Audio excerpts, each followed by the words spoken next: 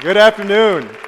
Well, thank you very much, Victor, for that introduction. You know, I'm going to have to rip out your page in that book, now that you said that. Well, it's good to be here with y'all. I've heard that y'all have had a great program so far. You know, I had one of these days. I had one of these days today where we were having a big event this morning, the kickoff of the Mayor's Fitness Council, but the only thing that I could think about last night and all morning today was what in the world I was going to say in the 18 minutes that's allotted. And it didn't get any easier in the last couple of hours because I went home after we kicked off the Mayor's Fitness Council and played basketball and a whole bunch of stuff and got something to eat and then took a shower and started to get ready and kind of left the house in a rush. And about halfway here, I realized that I don't have my wedding ring on. And that's always the way that I tell people to distinguish between me and Joaquin. So I was thinking, well, they're going to think that it's my brother and he delivered this talk, not me. I said, no, but he's not smart enough to do it. So, but it really is a pleasure to be here. And I know that y'all have had some fantastic speakers, and hopefully I can contribute a little bit to the conversation. The topic of the speech said that it was about how does San Antonio compete in a 21st century economy. But I wanted to really kind of pull back the curtain, in a sense, and kind of explain from a personal perspective why it is that I've chosen to focus on one particular aspect of how I think that we can become the city that all of us want to be. And that's education. I was never interested in politics growing up. As Victor mentioned, my mother was an activist. She was active in the Chicano movement in the late 1960s and 70s, and different women's issues. When my brother Joaquin and I were young, she used to drag us to a whole bunch of rallies and meetings. And when you're 10 years old, the last thing that you want to do is go to a rally. Nobody seeks your opinion. Nobody cares what you have to think. Everybody pats you on the head. You don't know what Republican and Democrat are, so you really have no purpose there other than to be a furniture, kind of. So I didn't develop an interest, really, didn't even start thinking about running for office until I got to college. I went to Stanford, and it was, when I got there, it was really only the second or third time that I had ever been outside of the state of Texas. And my brother and I cried half of the way there on the airplane, the second time that we'd ever flown on an airplane. And the reason that I started to get interested in politics and policy was because I could see how much more was going on there at Stanford and the Bay Area in terms of educational achievement and great jobs versus San Antonio. Now, I could also see what was special about San Antonio. First of all, you could afford a house. But also it had a character to it, kind of a warmth to the city that felt different when I would come home. But the lasting impression that I walked away with was, golly, we need to have more folks from San Antonio who are able to be in environments like this and able to have some of these great jobs that folks here have. And what in the world do you have to do in a city to make that happen? And as an 18, 19-year-old, my first thing was, well, how did I get here? And the answer was education. And everyone always tells you when you go into politics that the most important asset that you have is your time. Where do you actually focus your time on a daily basis? You get a million invitations. You get literally, if I put all the invitations on this stage that we get through the office, first of all, it would probably literally cover the stage with all the paper. But if you went to all those events or jumped on every issue bandwagon, it would completely take up all of the time in the world. There'd be no time for anything else. The reason that I decided to focus on education is because of my own experience. And I wanted to share with you just 3 snippets, 3 kind of moments that were very significant to me, that had a real lesson in them, that have informed what I'm doing now as mayor to boost education and try and enhance San Antonio's standing as a city that can compete in the global economy. My brother and I started school in the Edgewood School District at Holscher Elementary.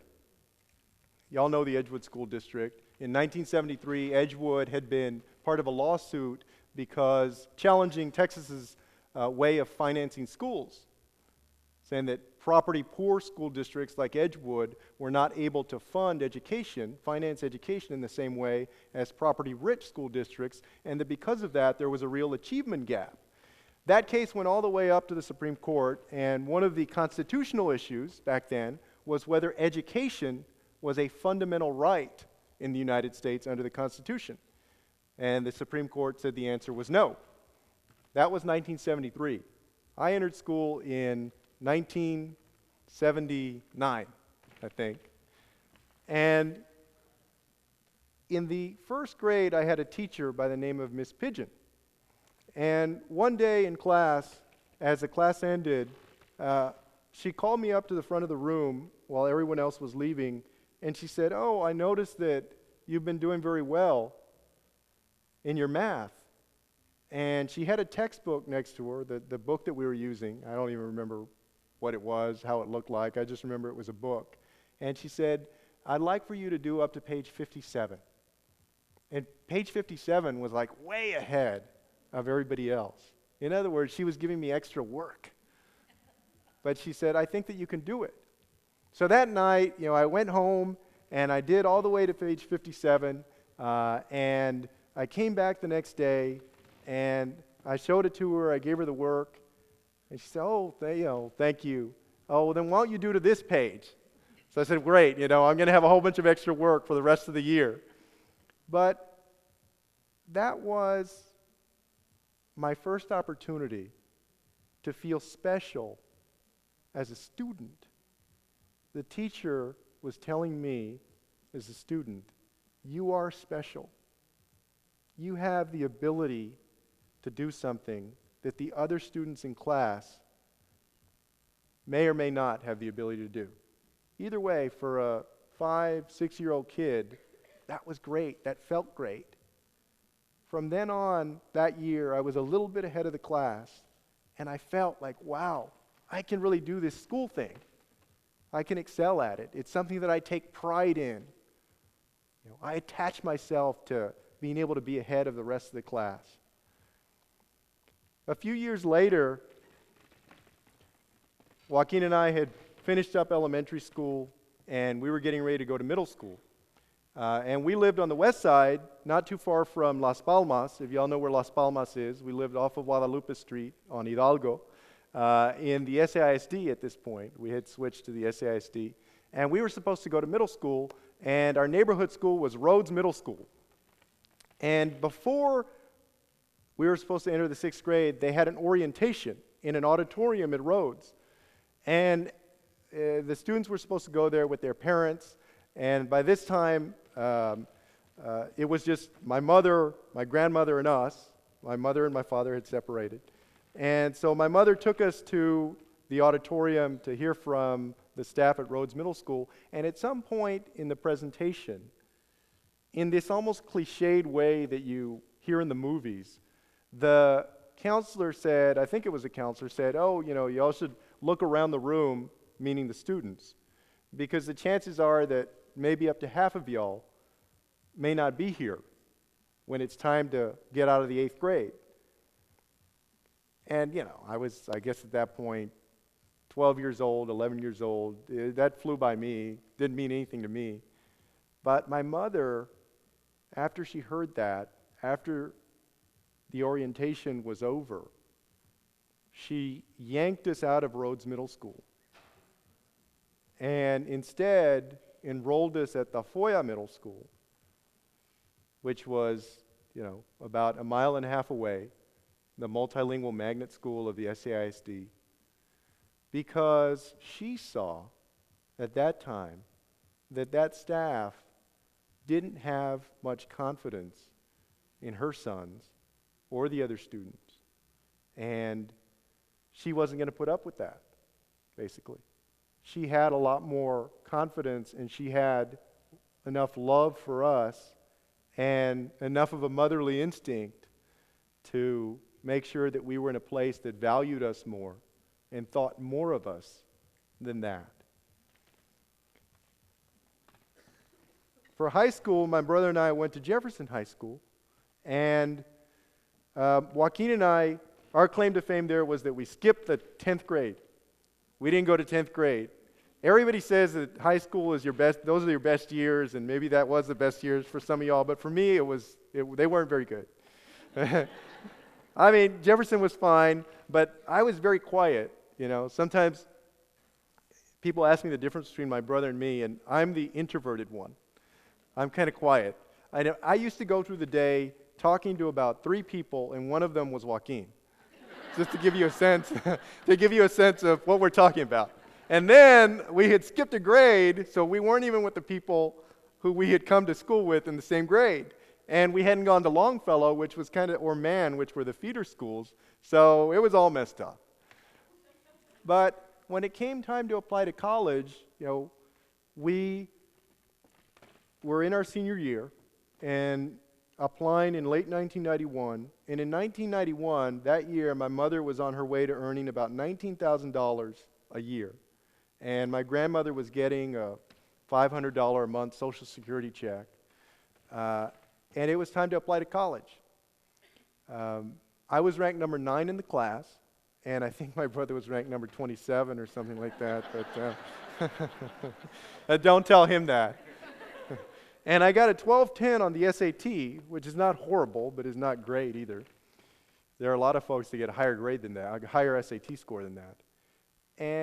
But when it came time to apply to college, what I did was that I basically started applying to all of the universities that I had heard were great universities.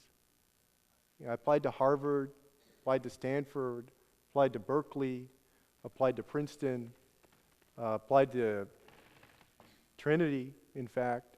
I applied to Penn and a couple of others. And UT, but not A&M.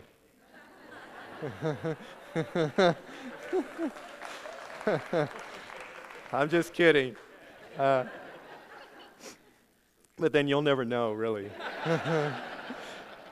And after the applications were done and you know, you get your acceptance letters, I remember that I got my first acceptance letter, I think it was on Friday, April 3rd, 1992.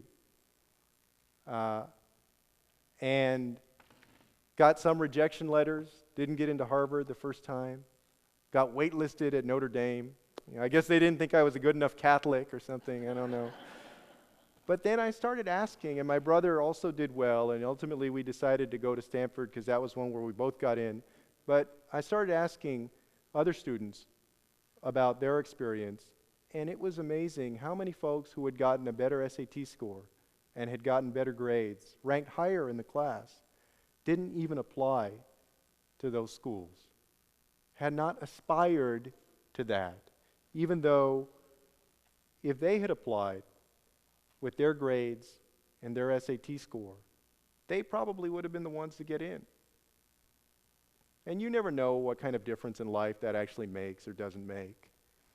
But to me, when I think about the challenges in front of this city, I think about the importance of teachers who can inspire you, the individual difference that they can make in the classroom, the beauty and the strength of a parent who loves his or her child and is committed enough to stay involved in their education and make a difference in it, and the importance of a child who has aspirations. They see the stars and they want to reach them. And the thing is, I know that in our city we have a tremendous number of children who have those aspirations. I know that we have parents who inspire their children, who look out for them and want the best for them. And I know that we have a core of teachers who every day go out of their way above and beyond what their job calls for to try and advance their students. And even though we have 15 independent school districts in this city, as mayor, I've determined that I'm making it my business, and we all need to make it our business, to ensure that every young person in the city gets a great education so that we can make San Antonio the most globally competitive city in the 21st century. Thank you.